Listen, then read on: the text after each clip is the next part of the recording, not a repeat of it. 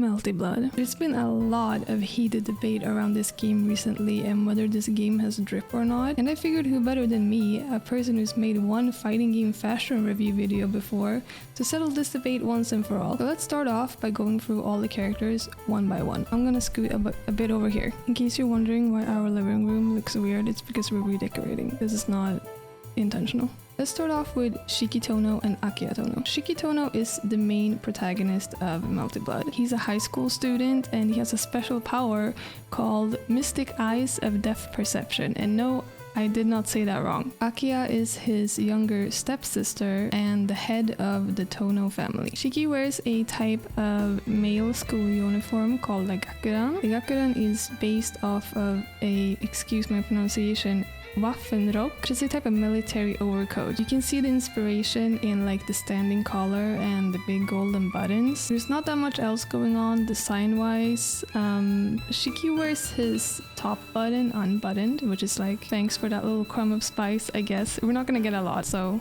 thank you, Shiki. Akiha wears a traditional seifuku or sailor uniform. They're based on the British Royal Navy uniform from the 1920s. Apparently the Japanese adopted these styles of uniforms for their school uniforms because they were easy to mass produce, and I guess at that time they were kind of cool looking. Akiha wears it in purple with black socks, which I guess is not so much a decision on her part, that's probably just the school colors. But same for her, not a lot of stuff is happening, although it doesn't look bad. There's really not that much more to say about those two, maybe we'll come back to it, but let's move on to the next character. Next up is however you pronounce this character's name. She's the main heroine of Melty Blood and the princess of the true ancestors. She is wearing a white turtleneck long sleeve, blue miniskirt, black tights, and brown boots. I wouldn't say it's a super interesting outfit, but I also don't think it's that bad. I think her pendant looks very nice with the turtleneck. I'm assuming that there's meaning to the pendant maybe, so if you know more about the lore than I do, then feel free to let me know in the comments. Just visually, I think it looks very good though. My only problem with this outfit is that it looks very unmodern. It looks very like early 2000s. I'm assuming that's when she was designed though. However, it would have been nice to maybe see like an update. I mean, it's probably a conscious decision on their choice to not update her outfit, so you can't really be too mad about it, but it's just something about the silhouette that just, it doesn't look modern at all. She also has another form in the base roster, which is just the exact same outfit but with a longer skirt that I actually think is uglier, so I'm not gonna talk too much about that one. We'll move on. Next up is Hisui and Kohaku. Actually lumping these two together is kind of mean because they do have very different outfits. However, even the game lumps them together, so I guess we'll do it too. Hisui is wearing a 1800s French maid uniform. The classic maid uniform consists of a long, usually dark cotton or twill dress. You know, materials that are easy to wash. It was very important that the maid was never mistaken for a lady of the house, and that's why the dresses are so like simple and dark in their design. Maids would wear aprons while doing cleaning duties, but then let's say they would have to go tend to their master or mistress or open the door for guests. They could just easily take it off and look a lot more presentable. Kohaku is wearing the same type of maid apron as Hisui, but she's wearing a black kimono instead. I don't know why she specifically is wearing a kimono. I couldn't find it when looking through the lore. Again, if you know, please let me know. I want to know. I also tried to find information on like what a traditional Japanese maid outfit looked like, but I couldn't find anything. And then also googling Japanese maid outfits, it got a little dangerous, and then like I got too deep into Kohaku's backstory and it just, things got really weird and really dark, and I just I backed out. I aborted the mission, I'm not gonna lie. It got weird. At the end of the day, they're both wearing like maid outfits. It's workwear. If I were to pick one I like more, I do like Kohaku's a bit more because at least there's a mix between, you know, the Japanese and the French maid apron, which I guess is kind of interesting.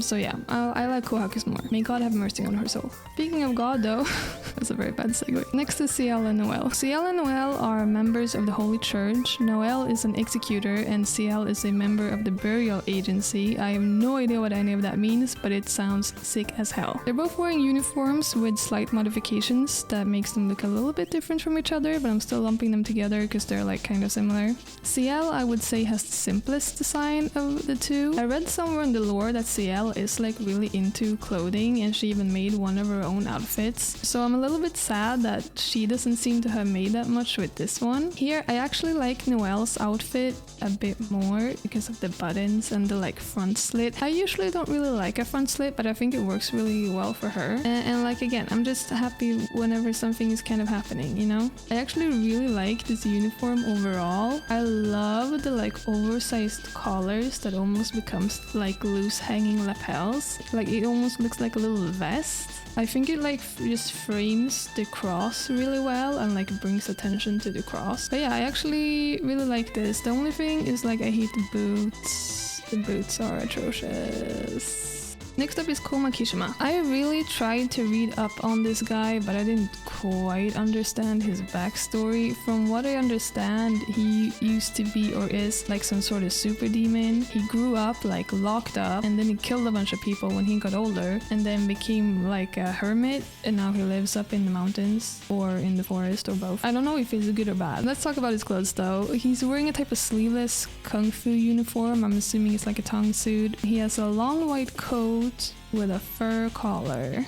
I'm not a martial arts expert in any way, but when looking for the trailer, it doesn't look to me like he has a kung fu type of fighting style, so I don't really know specifically why he's wearing this, but I could be super wrong about it, you know what I mean? At the same time, he lives up in the mountain, and that's like the prime activity when you're a hermit up in the mountains, is you do martial arts, so maybe it does fit in. I don't get the coat. So he's the head of his clan. I think he's like the only person in his clan actually. So I kind of like how the coat hangs on his shoulders because it gives him like a feeling of like sort of authority and that he should be respected. Kind of like high and strive. I just don't think it works with the rest of the outfit at all. It's like, why does it have fur? Why is it white? Like, where did you get it from if you live up in the mountains? It doesn't work with what he's wearing underneath. It just looks really thrown together. It's not even a nicely designed coat in my opinion. Like, it's not like statement PC in any way. I actually think it's a pretty weak outfit. And next up is Miyako Arima. Miyako Arima is Shiki's cousin and stepsister. I don't know how that works, but maybe it does. She actually practices a martial art I know that is called Bajikwan, and so she's wearing this. I'm pretty sure is a tongue suit, but again, correct me if I'm wrong. Underneath this though, she's wearing apparently regular shorts and t-shirt, so that's kind of fun that she has like two outfits in one. She is the most colorful character in the starting roster. Her shirt is super red, and I don't know if you thought about it, but all other characters in the game, plus like UI, plus like backgrounds and everything, has like a very, very kind of tiny, very controlled color scheme. Like it's a very small assortment of colors that they sort of work with. So the fact that Miyako is just like super bright red, I really like it. I also like that she has like sort of pink purple shoes with the red outfit. It like doesn't work, but it works. Like I like it, but I shouldn't like it, but I do. Again, in terms of design, it's not the most super exciting outfit in the world, but like I think she looks pretty cool. I like the splash of color. I'm not upset about this at all. Alright, now it starts getting a bit confusing. Next up is Michael Roa Valdamyong. He is a former priest of the Holy Church, and he's the 28th of the 27 dead apostle ancestors. He is currently reincarnated into Shikitono, but no, not the Shikitono that we talked about, the other Shikitono that is not Akiha's stepbrother, but his real brother, and is not the one that's not wearing glasses, you know? I just try to keep up. Michael, or do we say Mike Roa? Whatever. He's wearing a white shirt that he did not bother closing, leather pants, and some really horrible shoes, and what I can only assume is a Chrome Hearts belt, which is brown, with black pants and black shoes. Illegal. You match your shoes with your belt. let's move on because I'm upset. Our last character of the day is Love, Archangel. He's wearing a lot.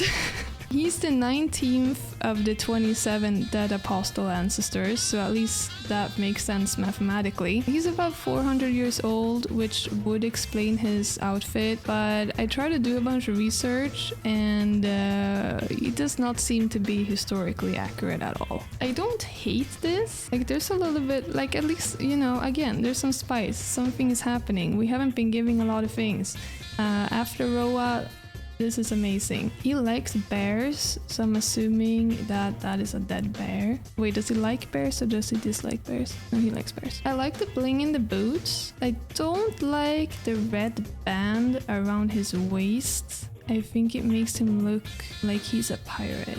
And he's not a pirate. Does he have Mickey Mouse gloves? I'm okay with this. This is not too bad. I'm being given things. I haven't been given a lot, and this, you know, I say thank you. So that is all the characters that are in the base roster. In conclusion, I understand what people mean when they say that the characters are dripless, although I don't fully agree. I think people are a little bit disappointed because you created this universe with like vampires and demons and stuff, but then you don't put even the slightest bit of flair into the outfits. Like, it feels more like a waste of potential than anything else. Like, you could have gone pretty far and it would have worked. A lot of the outfits in this game are like uniforms or like workwear, so like school uniforms, maid uniforms, martial arts outfits. But the thing is that you can take clothes like that pretty far and your brain will still get what it is. One of my favorite examples of this is Cammy from Street Fighter. Like, she's definitely not wearing like standard clothes for her job, but because of certain details in her outfit and certain color choices, your brain still goes like, oh,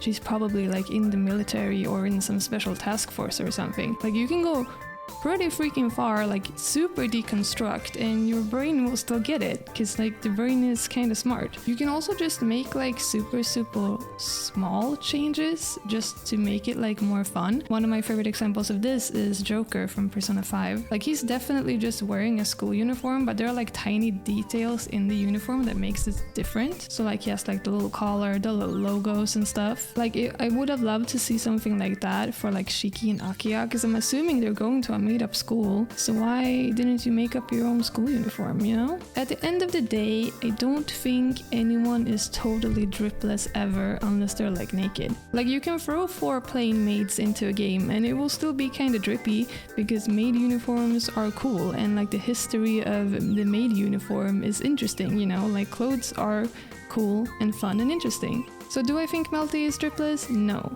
Would it have been nice to see some fun details? Yes, sure. But I think the characters fit really well into the game. I think everything looks very cohesive, and like I said earlier, I really like that they're working with such a tiny color palette. I actually even think, because so much is happening in the game, that like if they had more detailed outfits, then would that be more annoying to look at? So yeah, Melty Blood.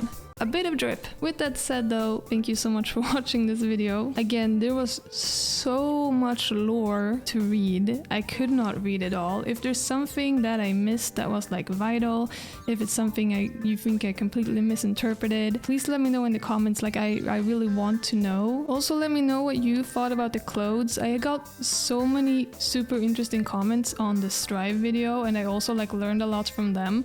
So I would love it if you also commented on this one. Anyway, here's my tier list for a few frames in case you want to see it. I'll see you around. Bye bye!